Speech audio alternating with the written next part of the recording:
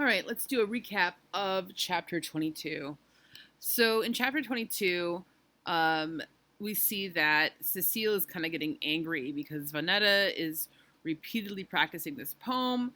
I also think maybe she might be a little jealous of her daughter that she's reciting a poem by this famous black poet, and she's just kind of in her kitchen making these poems. Vanetta is just so overly eager for attention. She's kind of trying to like doing nearly anything to get it.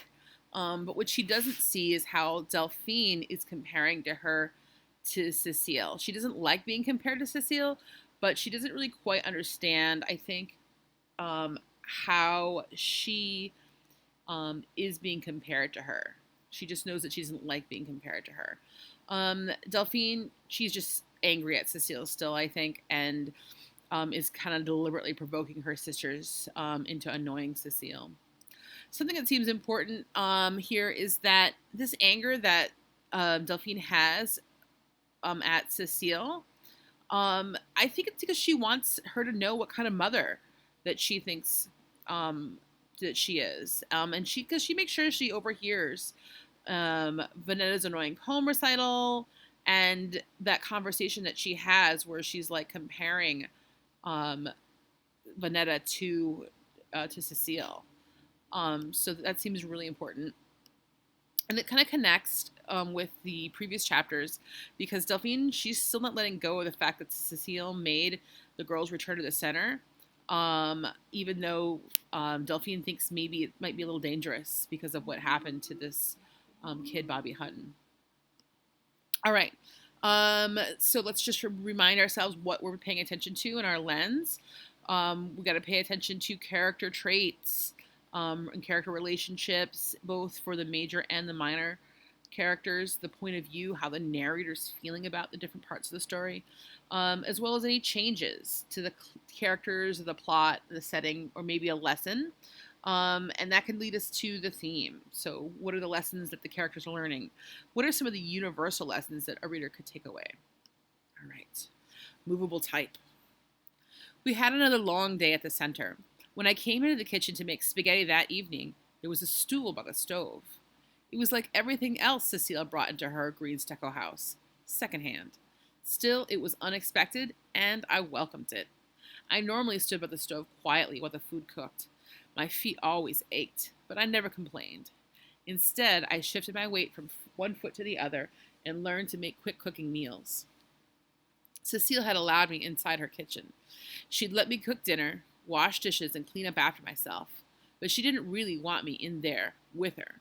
She didn't want me stretching my neck over her way, ripping open the piece with any talking. The stool made things different.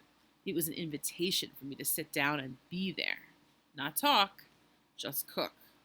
Be.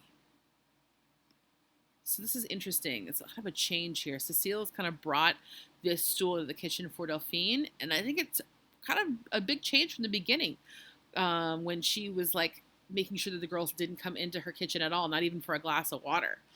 So that's really interesting. It's a big change. As the spaghetti boiled, pictures flashed in and out of my mind. Flashes of sitting with Cecile and being quiet. It was the welcome that had brought me back. That I'd sat with her before and it was all right. Not in this kitchen, but in the kitchen in Brooklyn. Back when Sarah Vaughan filled the house with her smoky voice. Vanetta was far away crying to be picked up, and Cecile's stomach was big with Fern. I wouldn't be exaggerating if I was born knowing what to do when I sat with Cecile. Don't cry. Stay quiet. Want nothing.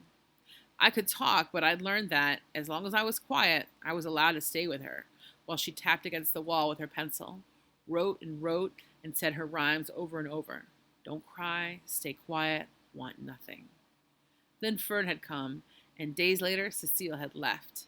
Big Ma had moved in and told Pa, that girl's dumb as a dry pump, meaning me. Cecile wouldn't have minded if I'd been born deaf and mute, but Cecile was gone. Big Ma was another story. I quickly learned to speak up around Big Ma. All right, so something that you should know here is this quote from Big Ma. She says, that gal's dumb as a dry pump. In this instance, Big Ma is saying dumb. It means someone who can't speak. We don't really use it like this anymore because of such the negative connections that it has now to someone not being like a smart person, but it used to mean just someone who couldn't, who wasn't able to speak. Also, this is interesting. Again, Cecile and Big Ma are kind of like the opposite sort of characters. And Cecile is okay with having Delphine around if she's quiet and doesn't want anything. But Big Ma, totally different. She wants Delphine to speak up. After we ate our spaghetti, I washed the dishes and wiped the sink down. Cecile said, "I'd let you help me if your hands were clean." My hands were already clean. I just finished washing dishes. But I soaped them with dishwashing liquid, then rinsed and dried them. "Stand over here." I stood where she told me. For a long while, that was all she said, that I stand right there. I looked down on the flat frame with wooden blocks. The wooden blocks were metal letters facing backwards. Backward? They spell out words, line by line. But you would have to be able to read backwards to read the lines. I wanted to be able to read them. On the counter next to the printing machine was a newly inked sheet of paper with the words printed in the right direction. Movable type. Push here, I move there. Push there, I move 2 squares over. Buy those squares from under my feet. I landed on a free square. Raise my rent. I, Pika, Elite, Courier, Sans Serif. Pack light. Leave swift. I'm that type. I move.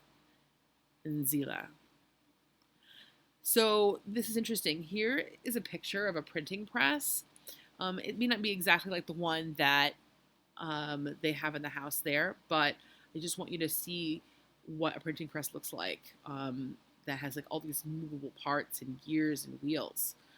And this poem here, Movable Type, I think it literally means it's kind of describing the letters that are around the printing press. And you kind of move the letters around. And then it kind of describes maybe buying the letters for these different fonts, these different styles of letters. And at the end, it's kind of making a comparison between the author and these fonts. So that's like literally, that's what's actually happening in this poem.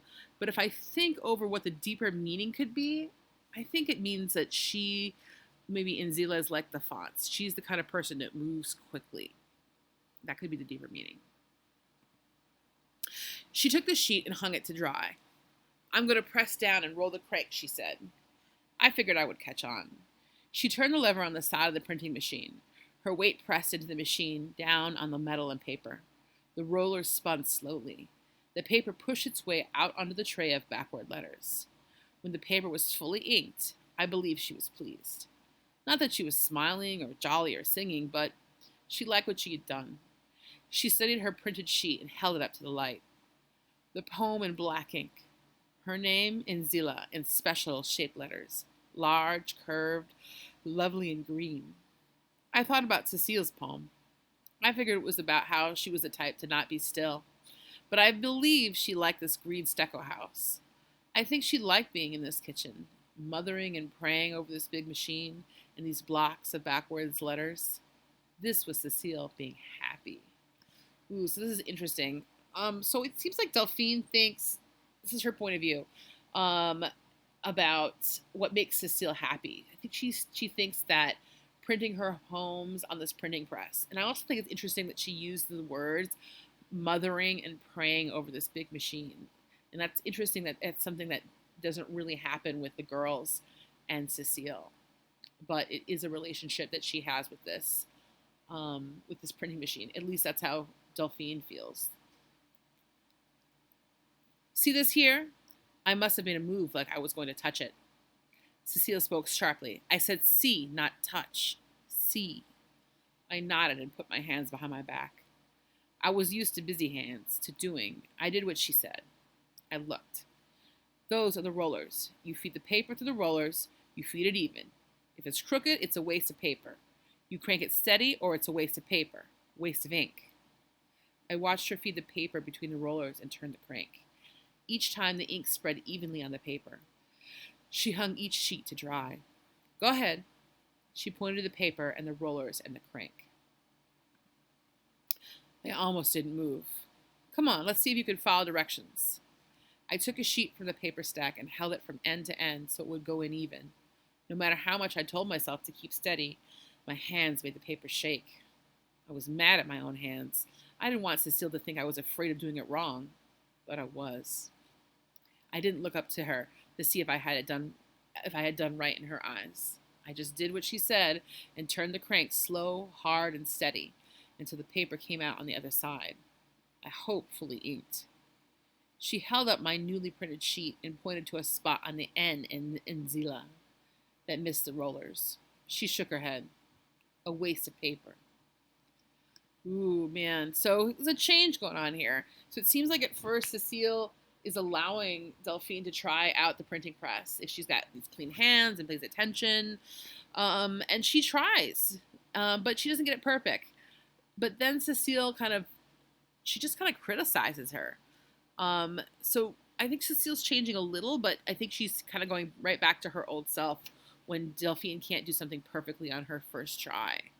It's kind of interesting because I think if you are like a real mother, wouldn't act like that. She wouldn't expect a child who's never encountered a printing press to do it perfectly the first time. So it's kind of interesting how, on the one hand, it's like Cecile's the same as she ever was, but she's trying to change, maybe. All right. Make sure you do a summary. Who was in the chapter? What new things did you learn about them? What seems important and what are you learning about the problem? And how does the chapter connect to what you read previously? And then answer the question. How does Cecile's offer to let Delphine try to use the printing press connect to their changing relationship? Use 2 details from the text to support your response.